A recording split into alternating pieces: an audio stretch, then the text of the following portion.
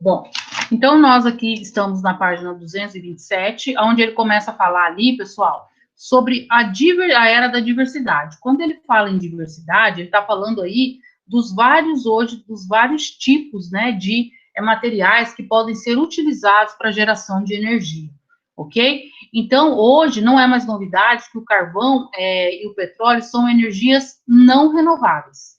Então, nós sabemos aí que daqui a alguns anos, tá, pode ser aí que esses bens, esses recursos, desculpa, eles possam se esgotar.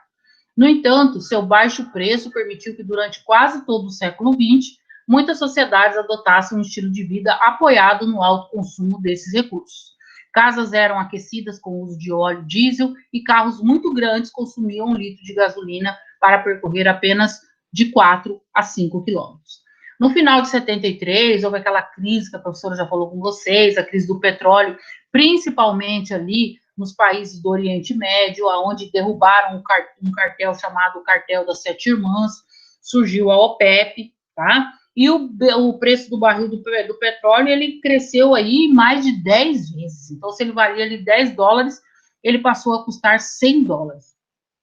Nessas circunstâncias, muitos países, especialmente os mais ricos e mais consumidores, decidiram buscar, página 228, por favor, decidiram buscar novas fontes de energia e não dependerem tanto do petróleo.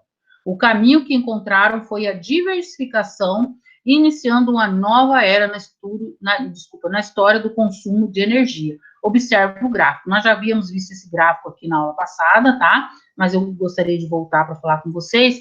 Então, desde o início ali da década de 2000, vem ocorrendo o quê, pessoal? Vem ocorrendo um crescimento de outras fontes de energia. Até 1980, olha só, o petróleo ele era soberano ali com 51%. Em 1990 caiu para 42%, em 2000 para 36%, e aqui já, né, na década de 2012 ali, ele já está em torno de 31,4%. Então, o que nós podemos perceber é que nós estamos vivendo aí a chamada era da diversidade, onde várias outras fontes de energias estão sendo utilizadas, ok? Aqui ele fala, ó, que atualmente, né, embora o consumo de energia continue crescendo, muitas pessoas procuram economizar, valorizando, por exemplo, os carros mais eficientes, que conseguem percorrer maiores distâncias consumindo menos combustíveis. Então, hoje, a maioria da população busca os chamados carros populares, né, 1.0, onde aí eles têm um menor gasto e um menor custo-benefício, ok? Eles conseguem fazer aí 12, 13 quilômetros com 1 litro de gasolina, dependendo aí do local. Tá? Além disso, observa-se uma intensificação de buscas alternativas, grifem aqui, por favor, tá?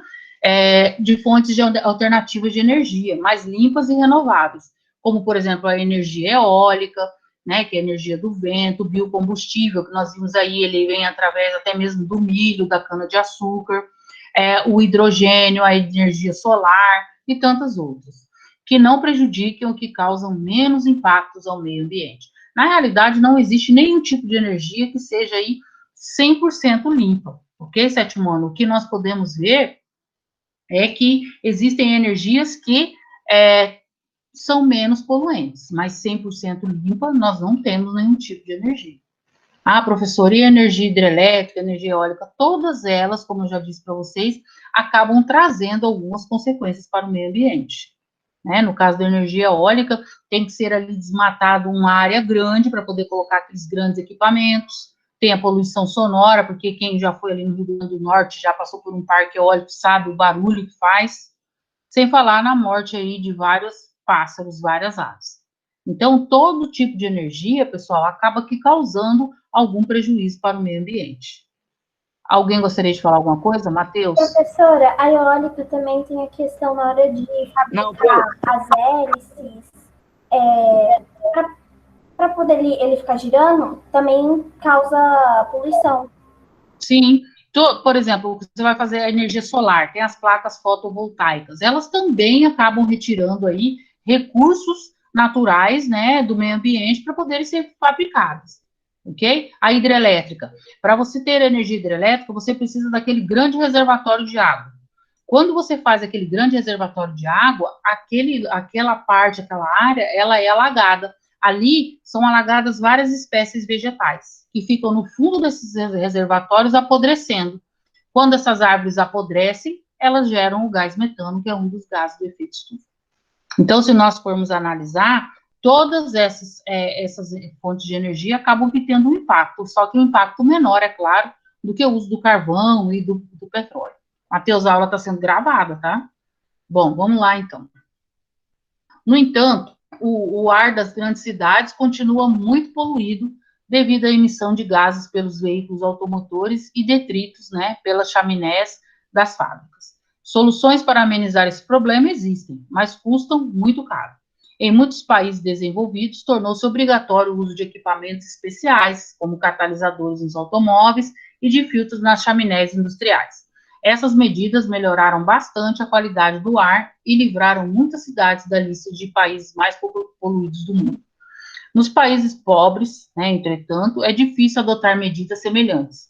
Em muitos deles não existem leis antipoluição.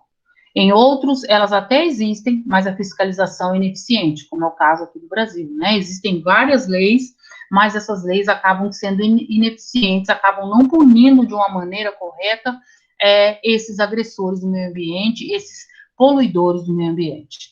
Ocorre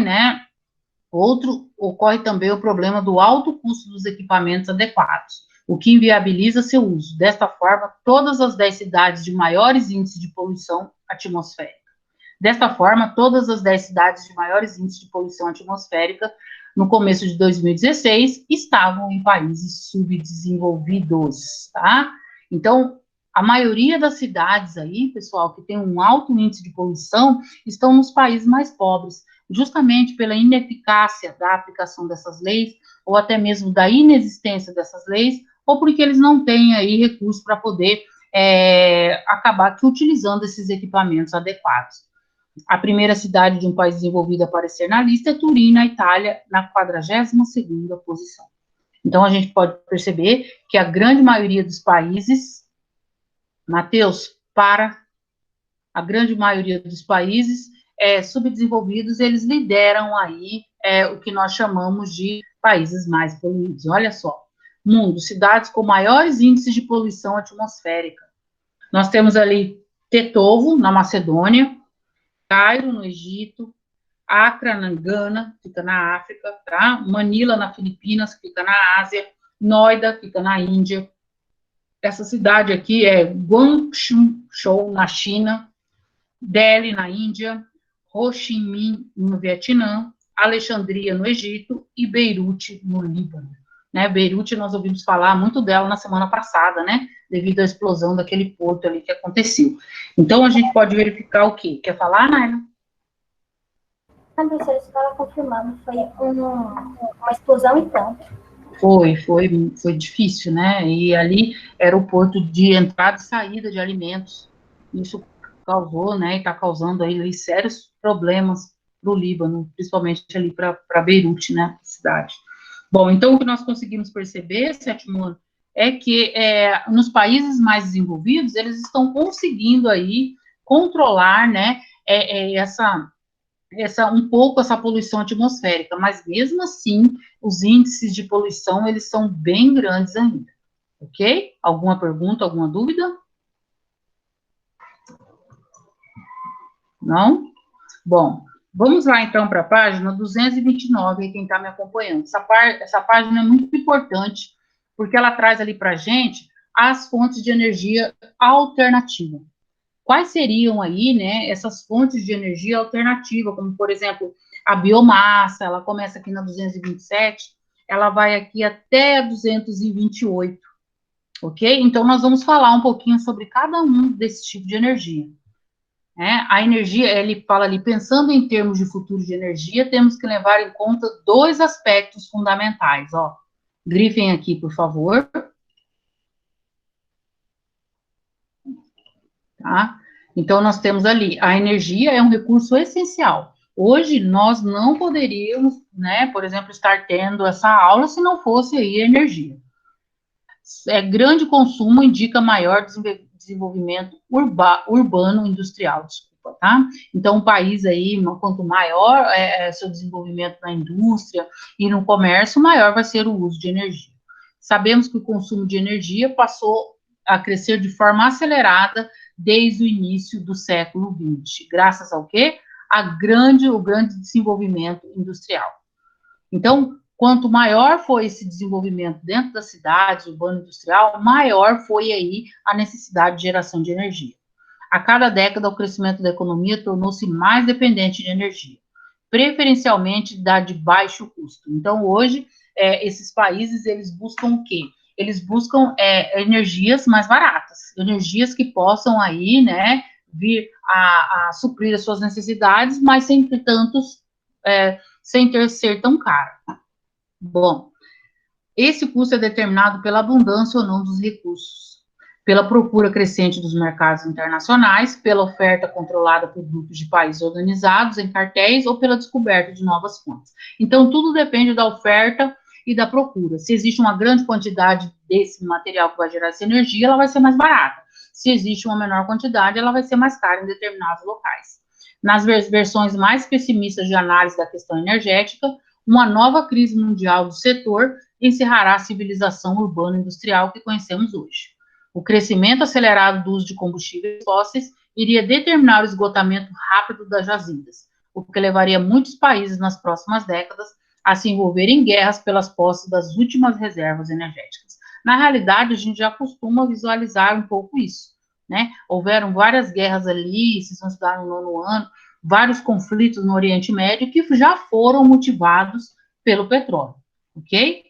Bom, os mais otimistas acreditam que a humanidade descobrirá e desenvolverá novas fontes de energia energéticas e aperfeiçoará as fontes renováveis já conhecidas, como a eólica, a solar, a geotérmica, a hidráulica, etc., evitando o caos e as guerras previstas pelos pessimistas.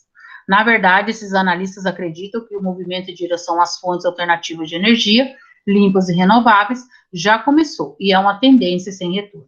Veja a situação da matriz energética do mundo em 2014. Olha só, aqui nós temos, olha, o carvão mineral com 29%, o gás natural com 21%, combustíveis renováveis e lixo 10%, a nuclear 4,8%, nuclear hidráulica 2,4%, e outras 1,1%. O petróleo, né, ainda tem a maior parcela, 31,4%.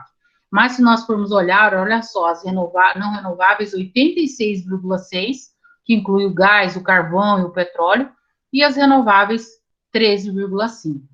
Ok? Vocês podem grifar aqui, ó. Vocês estão grifando, pessoal? Isso aqui é matéria de prova mensal, tá? Tá. As fontes energéticas renováveis são responsáveis por uma parcela ainda pequena de matriz energética mundial, mas sua participação vem crescendo de forma acelerada nas últimas décadas. Então, apesar de nós termos aí, né, um número ainda inexpressivo, digamos assim, de uso de fontes renováveis, ela vem crescendo muito ultimamente. Por quê? Em primeiro lugar, elas são menos poluentes e depois, como o próprio nome diz, elas são renováveis, diferentemente aí do carvão, do gás natural e do petróleo. Aqui, olha só, ele fala que algumas fontes renováveis são importantes em certos países, pois se relacionam com as condições naturais específicas. Então, cada país acaba que tendo a condição natural. Por exemplo, aqui no Brasil, nós conseguimos gerar energia hidráulica, energia hidrelétrica. Já no Japão, isso não é possível. Por quê? Porque no Japão eles não têm rios caudalosos e nem rios longos para poder gerar aí energia hidrelétrica. Aqui nós conseguimos gerar energia solar, porque nós estamos numa área intertropical, numa área quente do planeta. Já os países, por exemplo, como o Canadá, eles conseguem ter em toda a sua extensão esse tipo de energia? Não. Por quê? Porque na maior parte do ano é muito frio, principalmente o norte ali do Canadá. Até o norte dos Estados Unidos já é frio, né? Então, imagine o norte do Canadá, né, que está numa latitude aí muito maior. Então, nós podemos verificar que nem todos os países conseguem ter aí todos os tipos de energia. O Japão não consegue a solar, porque é um país frio, temperado, não consegue a hidrelétrica, porque não tem rios caudalosos, rios com um grande volume de água, não consegue a eólica, porque tem um relevo muito montanhoso. Ele optou pela energia nuclear.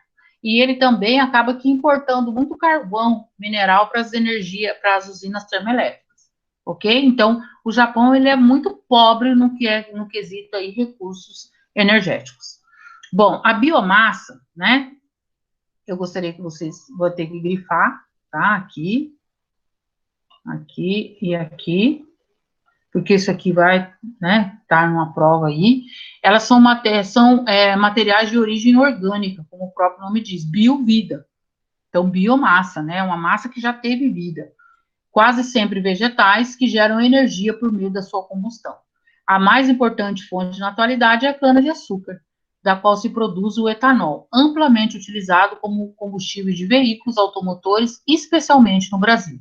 São relativamente importantes o gás de madeira, o biogás, a lenha, o bagaço de cana e óleos vegetais. Então, todos esses são classificados como biomassa.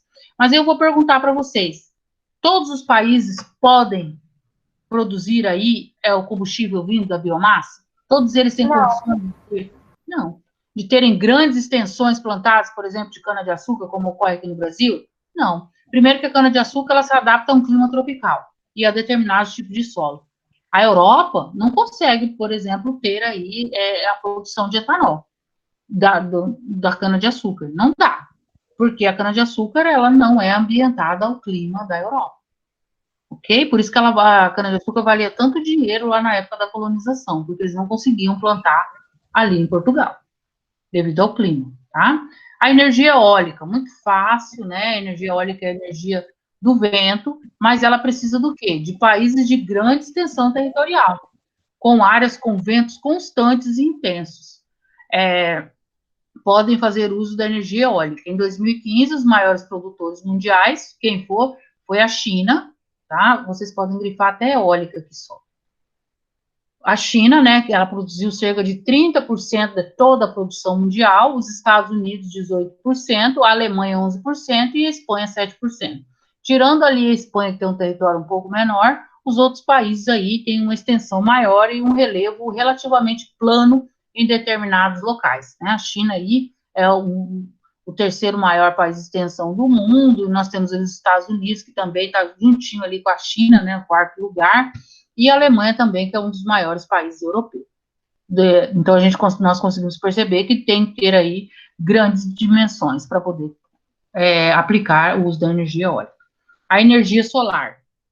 Bom, aqui, pessoal, tem que ser aí países, né, que tem uma grande grau de insolação, tá? Ela ainda é cara, tá? Então ela está aí principalmente nos países mais industrializados. A Alemanha, ela tem ali mais na sua parte do sul e sudeste, na área ali um pouco mais quente, tá? Porque na área ao norte também é muito frio, não dá para ter energia solar em todo o ano. A China está ali de novo, olha só, o Japão, principalmente o Japão ali nas partes mais do sul e sudeste também, porque o norte ali das ilhas do Japão é muito fria, então não dá. E os Estados Unidos. Seu alto custo dificulta a implantação em países pobres, porém, com a perspectiva de redução de custo, deverá se tornar uma importante fonte de energia para os países da faixa intertropical do planeta, onde há elevada insolação. Então, aqui, nós não temos aí a predominância, tá, do uso da energia solar ainda, porque é muito caro. Essas placas, né, fotovoltaicas, que se chamam, elas são extremamente caras. Hoje a gente costuma até ver mais residências, porque se vocês observarem, estão sendo lançados até planos, né, dividindo em 100 vezes esse dia uma faixa, eles dividem em placas fotovoltaicas. Então, é justamente onde estão. Então, a maioria dos países não consegue implantar esses equipamentos por falta de recursos. É justiça, porque se nós observarmos, é justamente a área aí do planeta onde tem maior insolação, né? A energia geotérmica, olha só, aqui, pessoal, essa energia é muito interessante, ela depende aí da ocorrência de atividades vulcânicas superficiais e controláveis. Então, essa energia provém ali do magma, aonde está ali no manto do nosso planeta, ok? Em 2015, os Estados Unidos foram o país que mais produzia elétrica a partir de usinas geotérmicas, cerca de 27% da produção mundial. Mas a nação que mais depende dela é a Islândia. A Islândia, né, chamada aí a Ilha dos Vulcões. Então, ali, eles costumam depender muito dessa energia geotérmica, tá? É um pequeno país localizado lá no norte da Europa, em que mais de 30% da energia utilizada depende dessa fonte. Por quê? Porque eles não têm aí outras fontes de energia, então eles tiveram que se adaptar e retirar a energia aí do magma, das lavas, dos vulcões ali, que acaba gerando energia. A maremotriz é a energia das marés, tá? São usinas que produzem eletricidade através de barragens, ó, que se enchem quando as marés sobem e, ao se esvaziarem, passem por turbinas elétricas. A primeira obra desse tipo foi inaugurada na França em 1966.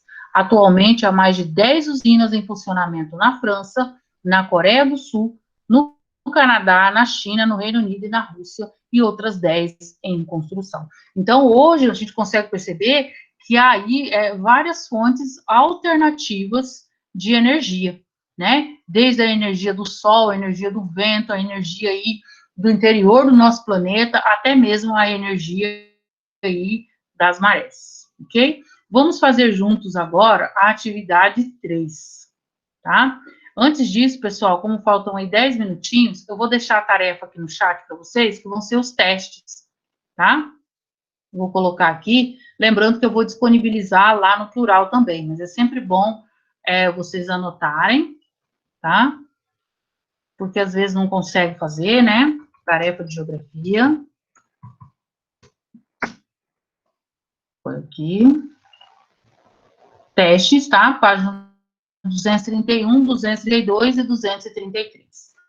Nós vamos fazer agora a atividade 3 juntos. Espero que dê tempo.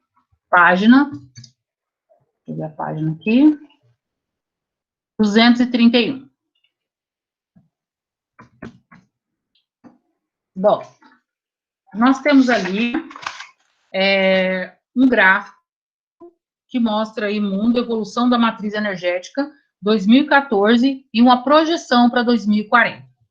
A energia é a base do desenvolvimento econômico. O esgotamento de certos recursos e a elevação excessiva de seus custos obrigam as sociedades a procurar novas fontes para sustentar o modo de vida moderno.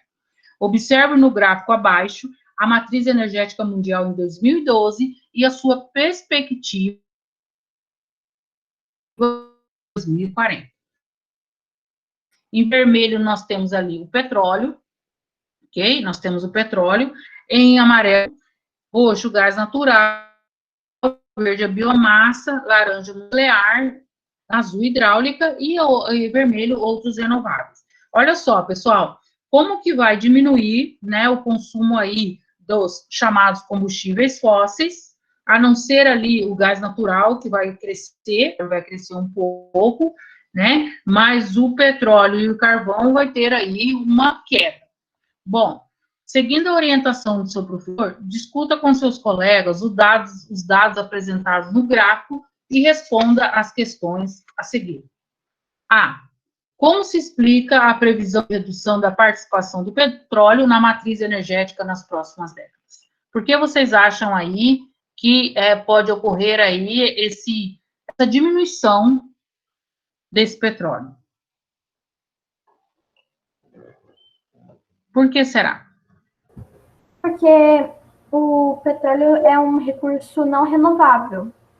Ou pelo menos demora muito tempo para poder se produzir mais. Além de ser muito poluente. Isso mesmo, parabéns, Naila. Mais alguém gostaria de falar? Bom, outra coisa também, pessoal, eu coloquei no chat para vocês, tá? Seria a oscilação do preço do petróleo, como nós vimos. Então, não é interessante para nenhum país que ele fique aí, né, refém de um único combustível, como no caso aí o petróleo. Então, a queda dessa participação, né, do petróleo aí, ela é provocada justamente por esse alto preço, né, que ocorreu aí em diversos momentos, e pela crescente preocupação mundial com a poluição atmosférica provocada pela queima de seus derivados. E como a Naila falou também, de forma correta, ele é um recurso não renovável, ok? A resposta aqui da apostila ela não trouxe, mas ele é um recurso não renovável. Isso é muito importante. B, a previsão é que em 2040, cerca de 5% da matriz energética sejam de outras fontes renováveis que não as tradicionais. Aponte pelo menos 2 dessas fontes que comporão a matriz energética mundial no futuro. Muito fácil essa. Quais serão aí as energias? 2, pelo menos. Energias alternativas. Eu acho que a energia solar, porque é uma que já está se popularizando bastante hoje em dia. Deixa eu pensar.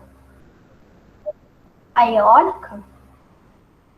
Isso, Naila, muito bem. São as energias aí que estão mais, né, se propagando hoje no mundo, como você disse. Então, entre elas, né, podemos destacar a energia eólica, que usa a força dos ventos para gerar energia elétrica, e a energia, principalmente nos países localizados em região de grande insolação, pode aquecer a água, poupando energia elétrica normalmente usada para este fim. Certinho, pessoal. Então, essas aí, é claro que podem haver aí outras fontes de energia, como nós vimos, mas depende muito da localização de diversos países e cidades. Como, por exemplo, a Islândia, ela utiliza muito ali a geotérmica, mas se fosse aqui no caso do Brasil, nós não poderíamos utilizar, né? Porque nós não temos aí vulcões ativos para poder termos aí essa opção de usarmos a energia geotérmica. Estão conseguindo copiar? Sim. Sim? Sim, professor, estou conseguindo. Ok. Tudo bem, Murilo? Tudo, professor, é com a senhora, nem te dei oi, desculpa. Tudo bem, imagina. Bom, o gráfico mostra, né, uma significativa participação da biomassa nas matrizes energéticas atual e do futuro. O que explica essa perspectiva? Então, o que explica aí esse grande aumento do uso da biomassa nos diversos países? Essa aqui é um pouquinho mais difícil, né? Bom, pessoal, em primeiro lugar, a biomassa, o que ela é? Ela é formada ali por matéria orgânica, né, decomposta, que pode aí acabar fornecendo energia, sendo de origem vegetal a mais importante. Então, como eu disse para vocês, ela pode vir ali do bagaço da cana-de-açúcar, da beterraba, tem alguns lugares que estão utilizando, do milho, ok? Atualmente, né, o álcool aí, pessoal, é um dos derivados da cana-de-açúcar e é um dos biocombustíveis mais utilizados no mundo, tá? E tem uma boa perspectiva de crescimento. Bom, em primeiro lugar, a biomassa, como o próprio nome diz, ela é uma fonte renovável. Então, ela vai crescer muito na matriz energética, principalmente devido aí, né, ao esgotamento dos combustíveis fósseis. Por quê? Porque eles tendem a acabar, né, no prazo aí, no máximo 100 anos, segundo, né, projeções. E essa alta, né, no preço, como a gente citou, e a preocupação com o meio ambiente, ok? Então, por ser um combustível fóssil, um combustível renovável, a biomassa, ela tem ali fortes chances de crescer. Então, eu coloquei ali, ó, como se trata de uma fonte renovável, seu uso deverá crescer bastante na matriz energética mundial por causa do esgotamento dos combustíveis fósseis ou da elevação excessiva dos seus preços. Porque você sabe que quanto menos combustível fóssil estiver no mercado, maiores serão os preços, é a lei da oferta e da procura. Então, cada vez mais que for difícil encontrar o petróleo, o carvão mineral ou o gás natural, eles vão ter o preço mais alto, ok? Por isso que o diamante, por exemplo, ele tem um preço muito alto. O ouro tem um preço muito alto, por quê? Porque eles são difíceis de ser achados na natureza. Então, acaba se tornando aí um elemento raro, mineral raro, e aí acaba que conferindo um maior valor. E a mesma coisa vai acontecer aqui com os combustíveis fósseis. E aí, a sociedade humana, ela vai ter que buscar novos poder aí, continuar com sua matriz energética.